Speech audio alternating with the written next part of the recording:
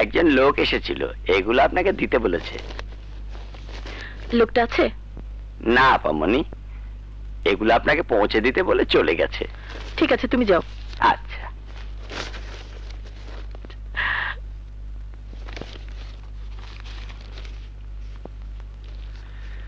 কথা দিয়েছিলাম আপনার ছবি আর নেগেটিভ গুলো আপনাকে ফেরত দিয়ে দেব।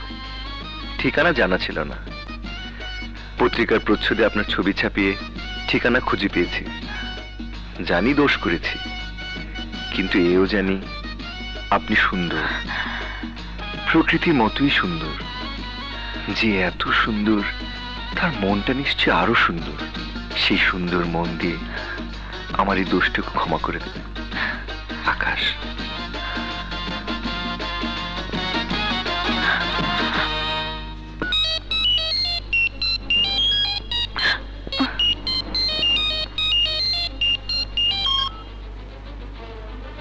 ভাইয়া পেয়েছি ওকে, আচ্ছা মতো পিটিয়েছি।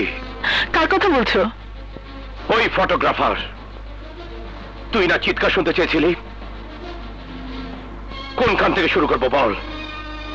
বিনা অনুমতিতে তোর ছবি তোলার অপরাধে একটা একটা করে ওর আঙ্গুল আর হাত ভাঙবো।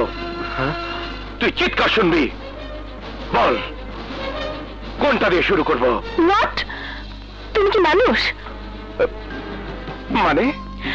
একজন ফটো সাংবাদিক, কি সুন্দর তার ছবি, যার হাতের ছোঁয়ায় বন্দী হয়ে যায় প্রকৃতির অপরূপ সৌন্দর্য, যার প্রশংসা তুমি নিজেই করেছো। তাকে কেন মারবে তুমি? কেন তার হাত পা ভাঙবে? আচ্ছা আচ্ছা, এটা কি কোনো সভ্য মানুষের কাজ? তুই না বললি? বলেছি তো, কি হয়েছে? আমি বললে কি তুমি ওকে মারবে? বিবেক নেই তোমার? আমি ভাবতেও পারছি না আমার ভাইয়া এত নিষ্ঠুর হতে পারে। ছি ছি ছি ছি ছি, ছেড়ে দাও ওকে।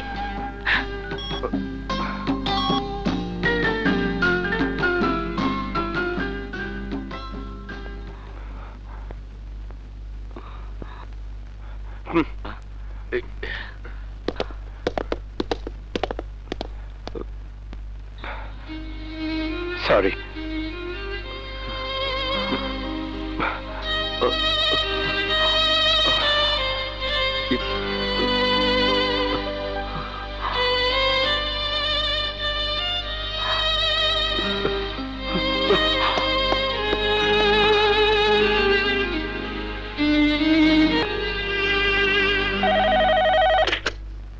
হ্যালো, জি বলছি। হ্যাঁ বলেন।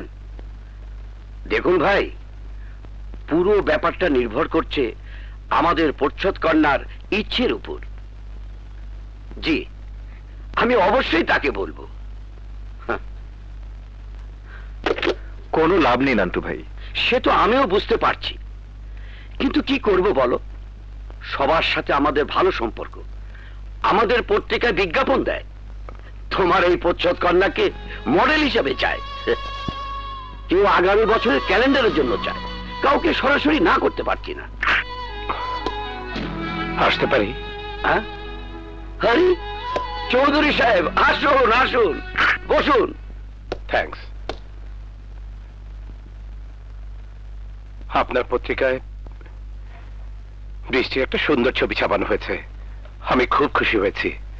তাই এই উপহারটা আপনার পত্রিকার জন্য এনেছি, ফিরিয়ে দেবেন না প্লিজ। তাই বলে এত দামি ক্যামেরা? দাম দিয়ে তো ক্যামেরা পাওয়া যায়, কিন্তু দাম দিয়ে বোন পাওয়া যায় না। আপনার সাথে কথায় পারবো না চৌধুরী সাহেব, কিন্তু দিতেই যখন চাচ্ছেন তখন আমাকে কেন? যে ছবি তুলেছে তাকে দিন। না সম্পাদক সাহেব, ওনাকে ছোট করার দুঃসাহস আমার নেই। ওনাকে এই ক্যামেরাটা দিতে চাওয়া মানেই তাকে অপমান করতে চাওয়া।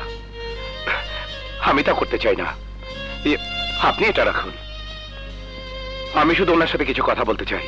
বলবেন, অবশ্যই বলবেন, আমার রুমে বসে বলবেন। আকাশ, তোমরা কথা বলো, আমি জরুরি কাজে বাইরে যাচ্ছি। আর হ্যাঁ, আমি তোমাদের চা নাস্তা পাঠিয়ে দিচ্ছি। চলি।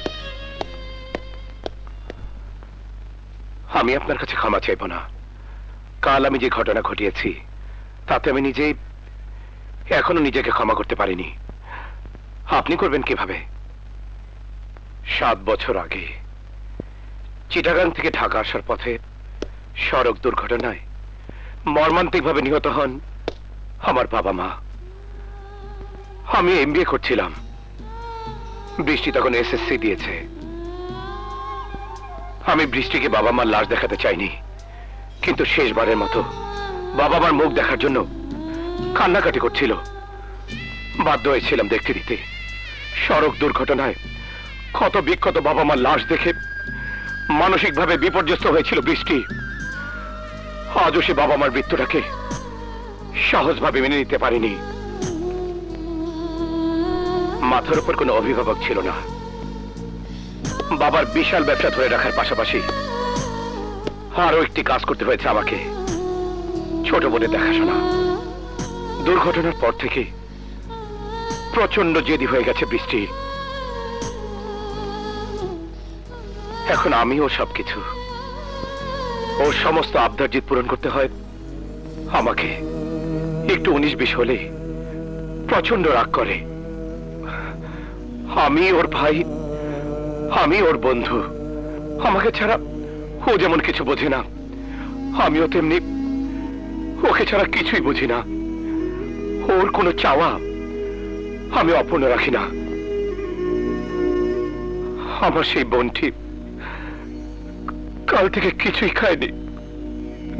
আমার মন বলছে, তুমি যদি একবার ওর সামনে গিয়ে অনুরোধ করো, যদিও বুঝতে পারে ওর ভাইয়ের উপর তোমার কোনো রাগ নেই,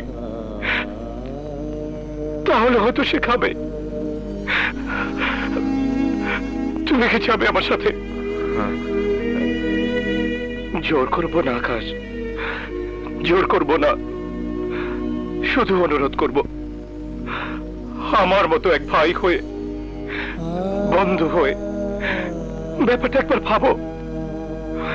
কাল থেকে বোনটা কিছুই খায়নি, শুধু এইটুকু দয়া চাচ্ছি তোমার কাছে, দয়া চাচ্ছি। যাবে? চলুন ভাইয়া, চলো। চলুন।